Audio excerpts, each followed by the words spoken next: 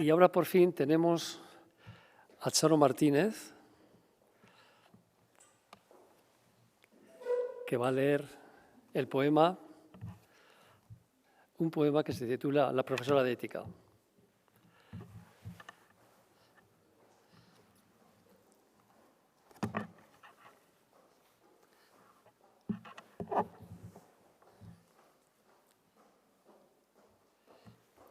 Charo Martínez es educadora, actriz y directora de teatro. Y para este poema, Charo, ¿van a poner la otra fotografía? El poema está inspirado, imaginaros que estáis en un congreso real que era Ética para convivir, que se celebró en la Facultad de la Universidad del País Vasco de Filosofía. Imaginaros que estáis en el congreso y que una profesora, la profesora de ética, que esta mañana ha sido ponente, Belén Altuna, estaba dando su conferencia sobre el tema. Y al mismo tiempo... ¿Quieres que pongan sí, la...? Sí, claro. ¿Podéis poner, por favor, compañeros, la imagen? Gracias. Y al mismo tiempo, el que está escuchando no sabe que en ese momento una cierva cruza la poza de un río perseguida para refugiarse en el bosque. Y al mismo tiempo ve a la profesora de ética que le recuerda a la mujer de este cuadro de Hooper, compartimento 267, tren 24. Y sobre esto trata el poema. Es un poema muy largo que hemos determinado recortarlo por problemas de tiempo, pero que espero que os guste bien y, por supuesto, en palabras de Charo, será magnífico. Gracias.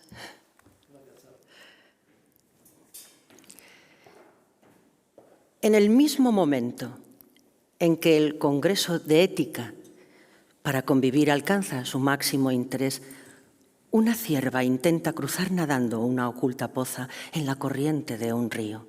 Se lanza al agua y avanza muy despacio, rompiendo la superficie del lugar de aguas remansadas y profundas. Nada con la cabeza erguida y con sus grandes ojos en alerta. Aún hay luz en la tarde y la profesora de ética expone su teoría de los climas éticos. Llegó con un sombrero negro cubriendo su cabello rubio cobrizo, en caída hacia los hombros de un vestido también negro. Desde mi asiento la veo hablando sentada en la mesa de conferencias y la convierto en la figura de la pintura de Hopper, compartimento C, coche 293. La mujer sentada en una ancha butaca de tren, leyendo un cuaderno de notas de gran tamaño, con una pamela y un elegante vestido negros. Un color que contrasta con los verdes del tapizado del asiento y de las paredes del vagón. La cierva alcanza la orilla y tantea con sus patas delanteras el talud hasta encontrar un punto de apoyo para salir suavemente, sin estruendo, como si emergiera y refugiarse entre los árboles, sin verte. Durante ese tiempo, la profesora describe la fragilidad de la naturaleza humana y la dificultad de encontrar su salida de la ciénaga estancada entre paredes escarpadas e insalvables que sostenía. Es posible escalar. Es igual que la mujer del cuadro. Viajará en tren como ella. Adoptará con frecuencia esa postura de delicada concentración en la lectura. Los argumentos de la filósofa seducen por el fondo de lo que expone y por la forma. En este atardecer de noviembre, antes de que la oscuridad se abalance sobre el edificio de la Facultad de Filosofía. Un cielo sin estrellas para quien navega solitaria bajo el pabellón de la sabiduría. Aislada en la región que sus teorías crean, en el territorio de la incertidumbre del ser humano, su voz Rastrea las referencias a la dignidad desde los antiguos pensadores griegos a los actuales y detiene cualquier tiempo que no exista fuera de ella. El contacto con lo que deslumbra puede ser tan cálido como el de una mano extendida. El viento de otoño golpea sin estruendo mis débiles paredes, edificadas con dificultad sobre el anhelo de lo superior, y llega calladamente desconcertado ante una negación sobrevenida. Noviembre. Es un mes evocador. Hay fechas claves en él para mi memoria. Y las hojas de sus bosques aún conservan el color de su máxima belleza. Atardece pronto, dejando en suspenso toda actividad, y un silencio inquietante se apodera de todos los paisajes. La poderosa imagen de la naturaleza, la biodiversidad no aprisionada en las pantallas táctiles. Cuando más tarde me describiste aquella escena que coincidió con mi atenta escucha acerca del futuro de los valores éticos, pensé en la carencia de ese tiempo en el mundo animal. Vive en el presente con determinados hechos pasados, a diferencia de las personas. Para nosotros, cuanto menos, el siguiente minuto es esencial. ¿Acaso aquella cierva era consciente de la gran profundidad del pozo? Sí pudo ver su anchura, pero tal vez supuso que podía vadearlo. En cambio, tú conocías que en realidad era una gran sima.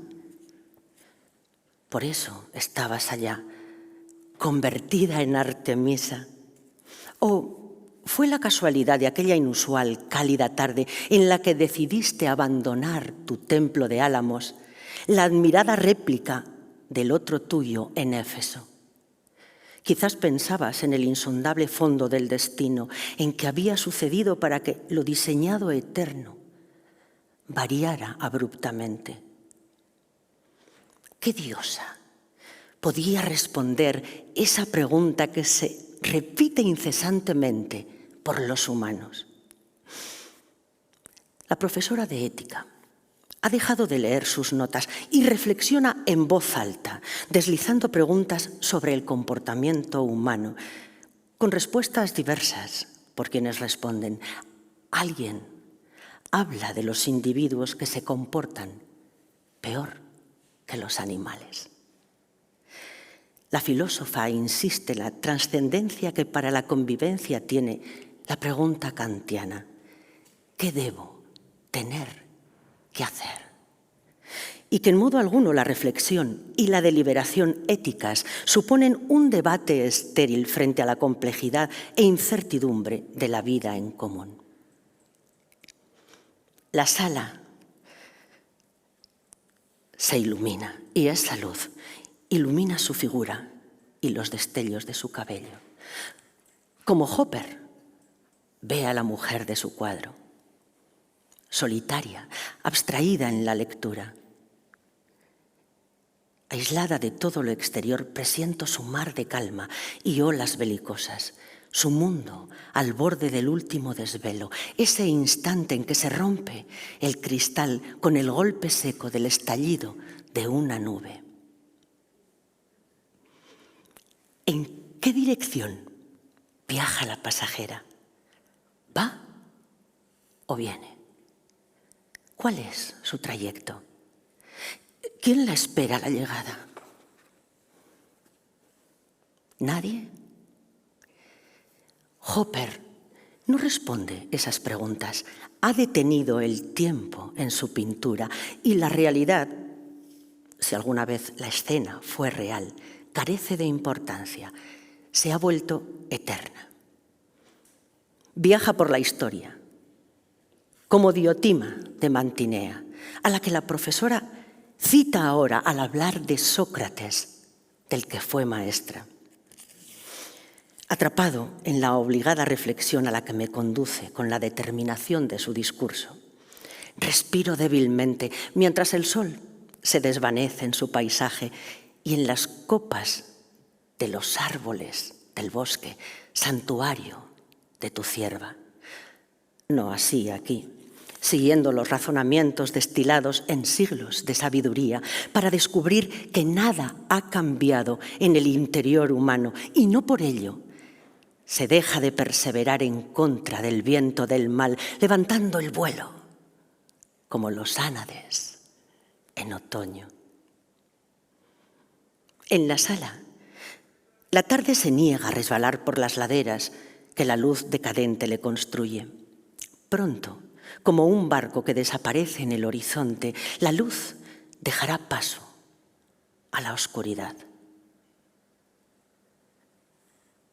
¿Por qué estrella nos guiaremos, profesora? Atenta como yo, vulnerable a la lección de filosofía, comparamos la perversa realidad con la teoría crítica en un enjuiciamiento permanente para el que busco razones cómplices, atenuantes ante la verdad en un código moral sin artículos, apuntalado solo por la jurisprudencia ética. Descubro en algunas frases la esencia de las cosas que inquietan la sensibilidad de la gente honrada, como el mar de fondo que crea la resaca en la cercana bahía, las largas, onduladas olas desprovistas de estruendo y plagadas de peligro que ahogan los sentimientos o los arrojan temblorosos contra las rocas de los acantilados, perdida la ilusa referencia con la que una vez recorrieron la orilla de una playa que nunca fue suya. La vida, como la libertad, como el sentido de lo justo, está llena de fronteras enemigas.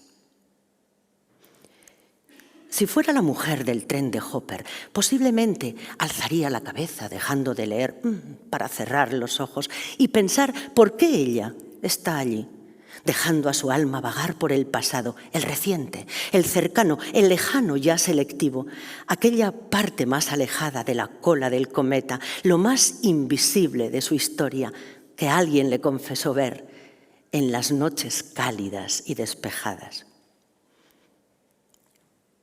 Ve los recuerdos con nitidez, algo parecido a tu vídeo de la cierva, que nunca sabrá que en lugar de la cámara de tu móvil pudiste tener un rifle. No tú, desde luego, debo escribir. Pudo haber una bala esperándola. Grabar una efímera visión no es destruir su magia. La pintura es más perversa y juega con el tiempo, con otras armas.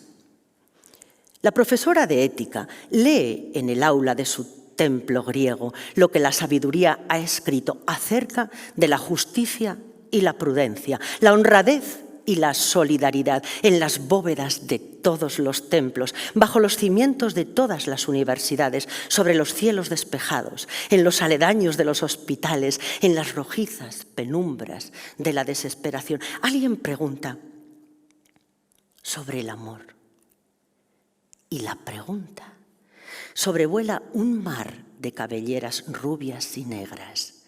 Las túnicas blancas, los cíngulos dorados, las diademas, las sandalias trenzadas. Diotima avanza hasta colocarse a su lado. ¿Cuál es, según tú, Sócrates, el objetivo del amor? ¿Lo bueno? ¿La inmortalidad lo son?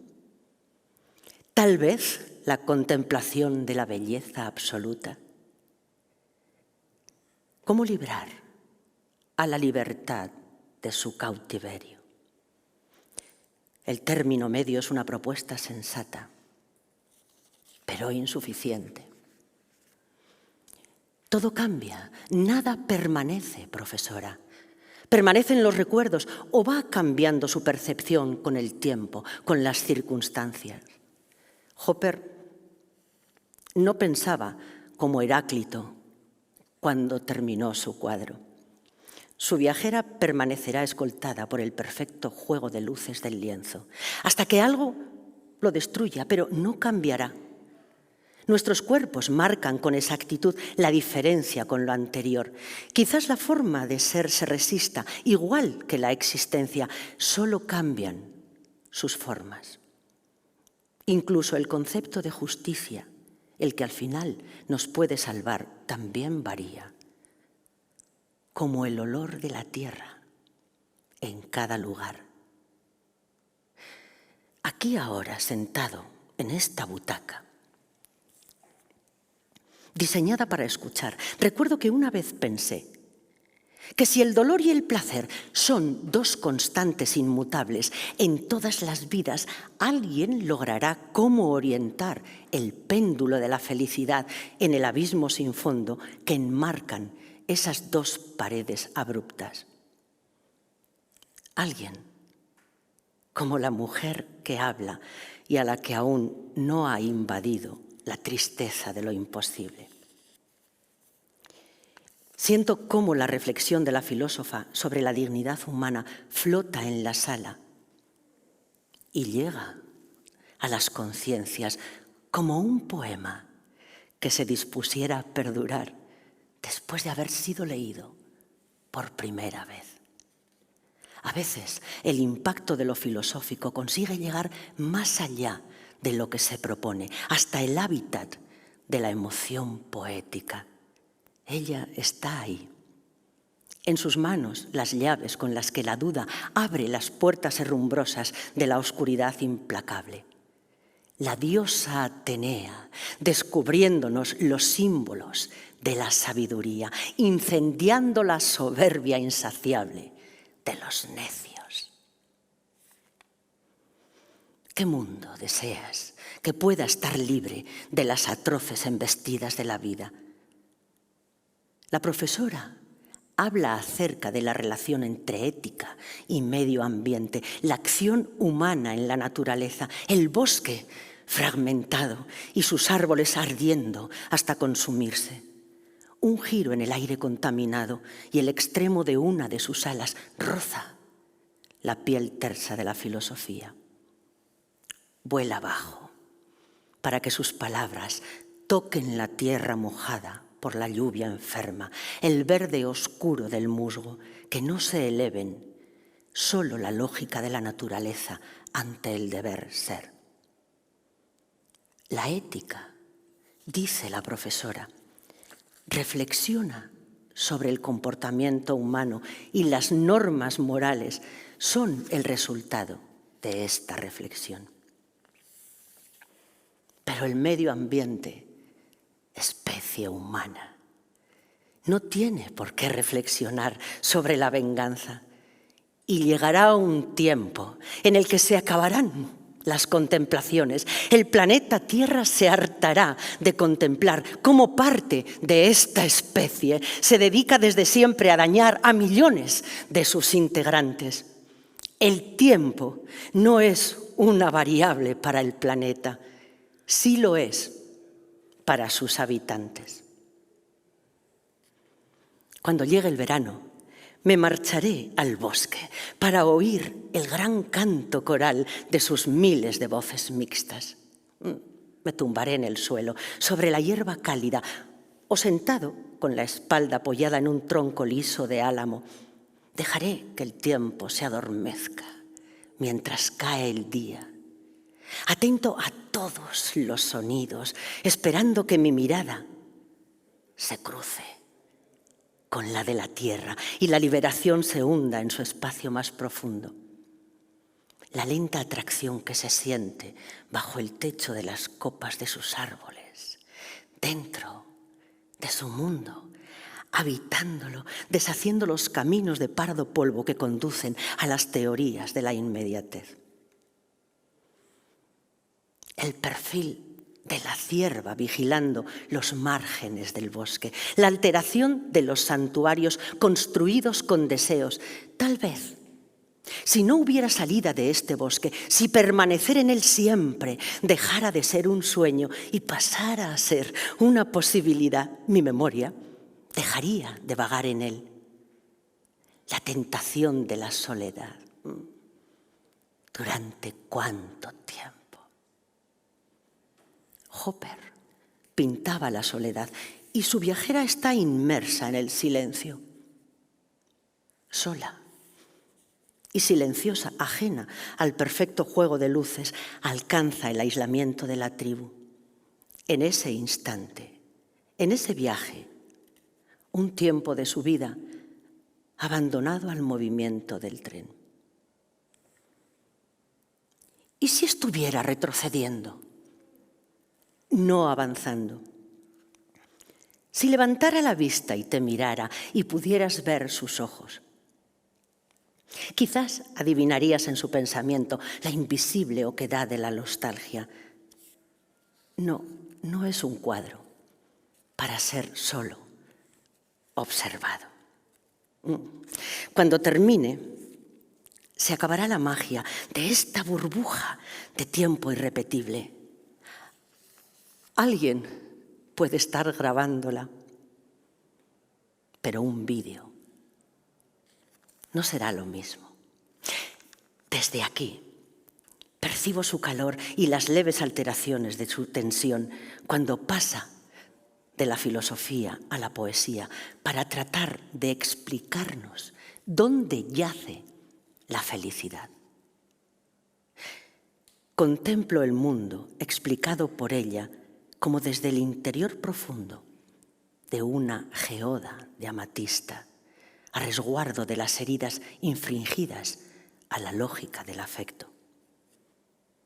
Recibo sus vibraciones, su respiración apasionada, su poética a lomos de las mareas, arribando a mi playa. ¿Quién sostendrá tu corazón, filósofa, cuando la ética reciba el golpe de gracia de la inteligencia artificial? ¿Quién? Cuando salga y conduzca en una carretera escoltado por las altas luces de hileras de farolas, me hundiré en la oscuridad de la noche.